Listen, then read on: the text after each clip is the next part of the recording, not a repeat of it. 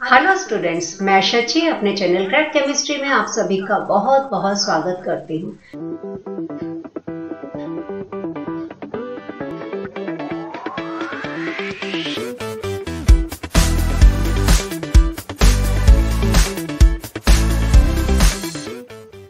Students, हमने अपने पिछले वीडियो में मोल कॉन्सेप्ट के बारे में काफी डिटेल में पढ़ा है। आज के सेशन में हम मोल्स की डिफरेंट रिलेशनशिप्स के बारे में पढ़ेंगे। स्टूडेंट्स, आज का टॉपिक भी क्लासेस 9 से लेकर 12 के सभी स्टूडेंट्स के लिए बहुत इंपॉर्टेंट टॉपिक है और इस टॉपिक पर बेस्ड न्यूमेरिकल्स आप तब तक सॉल्व नहीं कर सकते हैं जब तक कि आपको थ्योरेटिकल कॉन्सेप्ट्स क्लियर नहीं है।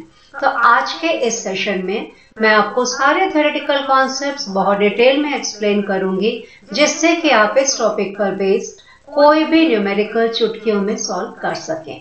आज के वीडियो को स्टार्ट करने से पहले मैं आप सभी को याद दिलाना चाहूंगी कि आपने अगर मेरे चैनल को अभी तक सब्सक्राइब नहीं किया है तो आप इसको जल्दी से सब्सक्राइब कर लीजिए, जिससे कि आपको आगे आने वाले सभी इम्पोर्टेंट अपलोड्स के विषय में जानकारी मिलती रहे।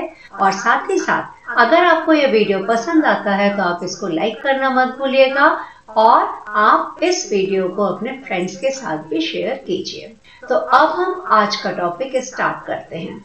हमारा आज का टॉपिक है डिफरेंट रिलेशनशिप्स ऑफ मोल्स।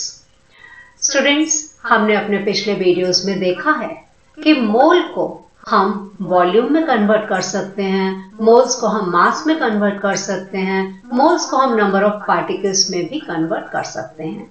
तो अब हम इन्हीं सारे कन्वर्जन्स को डिटेल में पढ़ने जा रहे हैं। तो सबसे पहले हम देखेंगे कि मोल को वॉल्यूम में कैसे कन्वर्ट किया जा सकता है। स्टूडेंट्स, हमने अपने पिछले वीडियो में देखा है कि किसी भी गैस का 1 मोल STP पर 22.4 लीटर वॉल्यूम ऑक्यूपाई करता है। तो यहाँ पर हमने देखा कि किसी भी गैस के 1 मोल को हम वॉल्यूम में कन्वर्ट कर सकते हैं। कैसे कन्वर्ट कर सकते हैं? क्योंकि किसी भी गैस के 1 मोल की STP पर वॉल्यूम 22.4 लीटर होती है, तो हम दिए हुए मोल्स को वॉल्यूम में कन्वर्ट कर सकते हैं इनटू करके, मल्टीप्लाई करके। हमने पिछले वीडियोस में देखा है कि STP कंडीशन क्या होती हैं। अगर आपको कोई डाउट है तो आप पिछले वीडियोस को रेफर कर सकते हैं। तो हम मोल को वॉल्यूम में कैसे कन्वर्ट कर सकते हैं? क्योंकि किसी भी गैस के 1 मोल की वॉल्यूम STP पर 22.4 लीटर होती है, तो आपको जितने भी मोल्स क्वेश्चन में दिए हैं उनको वॉल्यूम में कन्वर्ट करने के लिए आप उससे मल्टीप्लाई कर सकते हैं। अब इसके बाद हम देखेंगे मोल इन टर्म्स ऑफ नंबर्स, कि हम मोल्स को नंबर्स में कैसे कन्वर्ट कर सकते हैं।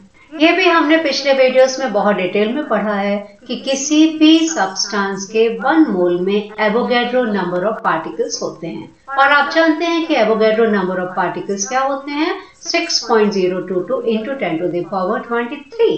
तो अगर हमें मोल्स को कन्वर्ट करना है पार्टिकल्स में, तो हम दिए हुए मोल्स को एवोगैड्रोस नंबर से मल्टीप्लाई करेंगे, तो हम जो मोल्स हमें दिए गए हैं उनको कन्वर्ट कर सकते हैं पार्टिकल्स में।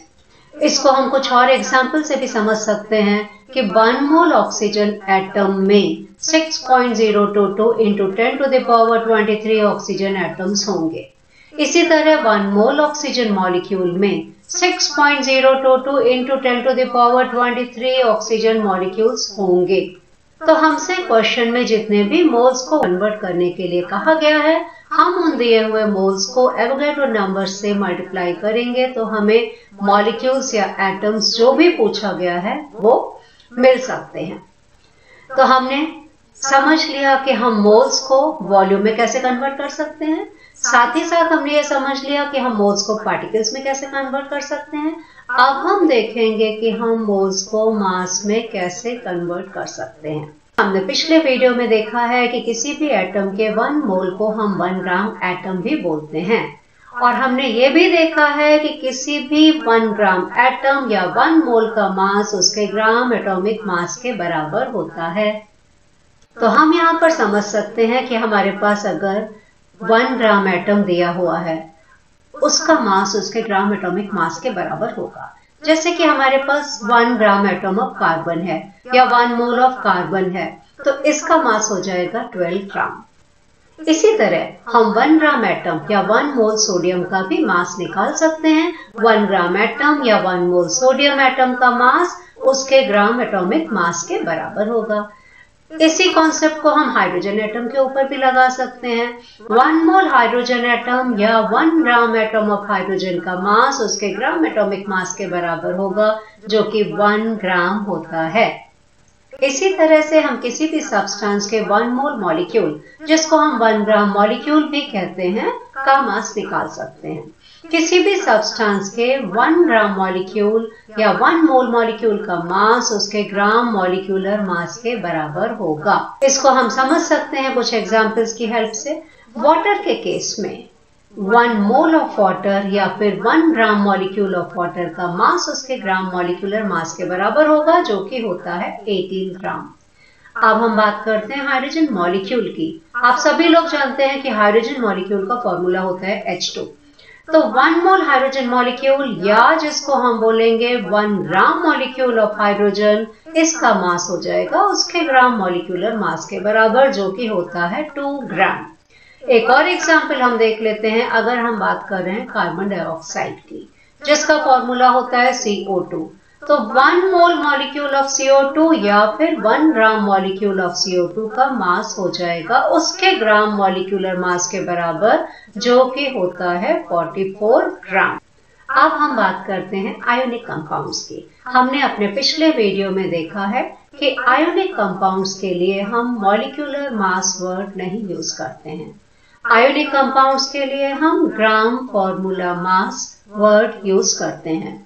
तो अगर हमारे पास कोई भी 1 मोल आयोनिक कंपाउंड है, जिसको हम बोलेंगे 1 मोल ऑफ फॉर्मूला यूनिट, उसका मास हो जाएगा ग्राम फॉर्मूला मास के बराबर।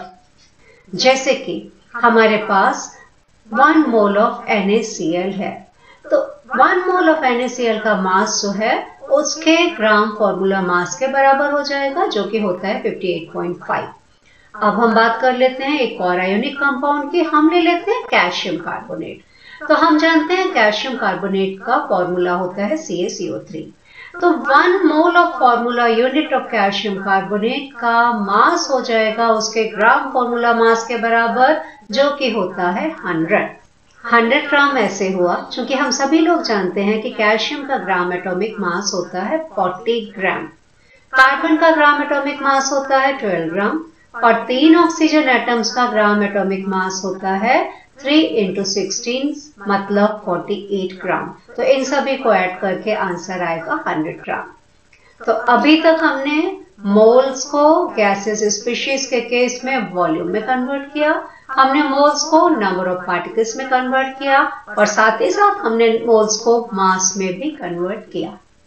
मुझे उम्मीद है कि ये सारे पॉइंट्स आपको समझ में आ गए हैं।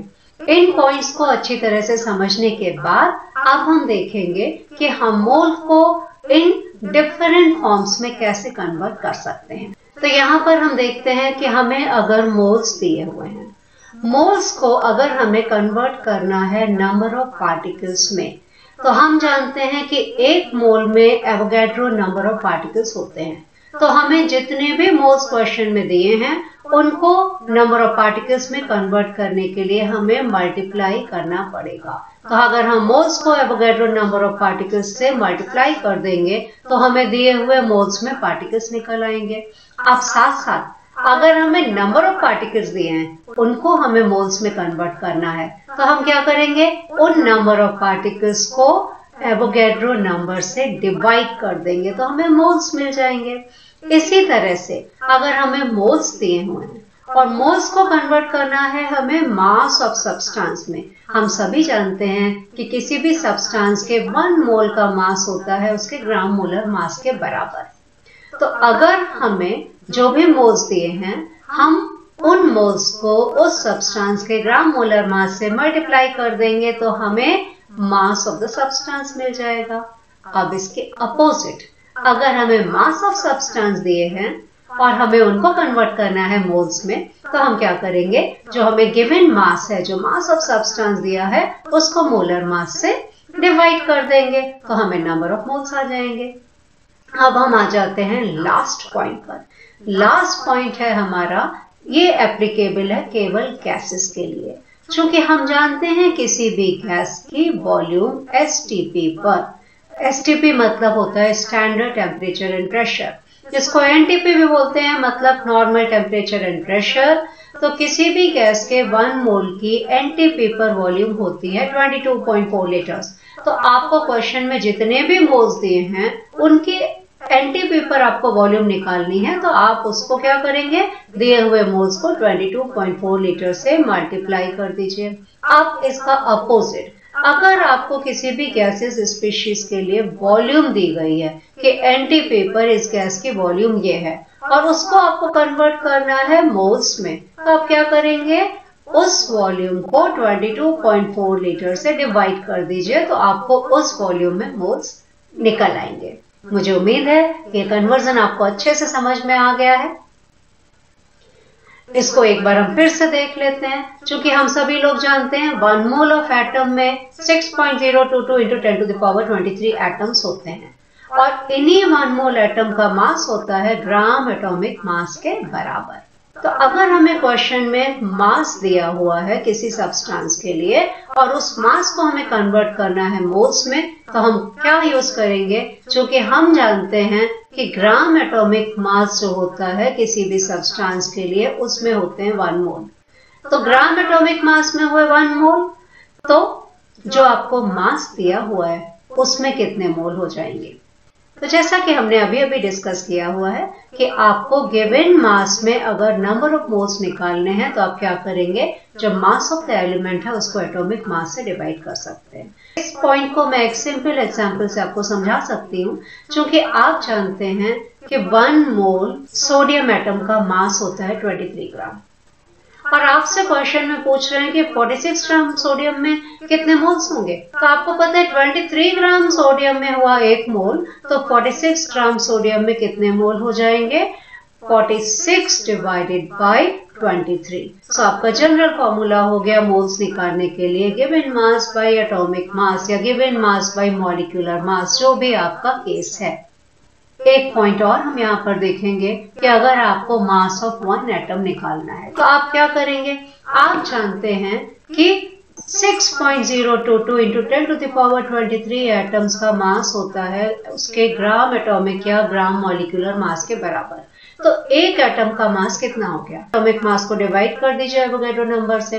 तो जो कॉन्सेप्ट हमने अभी अभी एटम्स के लिए पढ़ा, सेम कॉन्सेप्ट हम मॉलिक्यूल्स के लिए भी लगा सकते हैं। क्योंकि हम जानते हैं किसी भी सब्सटेंस के 1 मोल मॉलिक्यूल्स में नंबर ऑफ मॉलिक्यूल्स होते हैं 6.022 × 10⁻23 और इन 6.022 × 10⁻23 मॉलिक्यूल्स का मास होता है उसके ग्राम मॉलिक्यूलर मास के बराबर।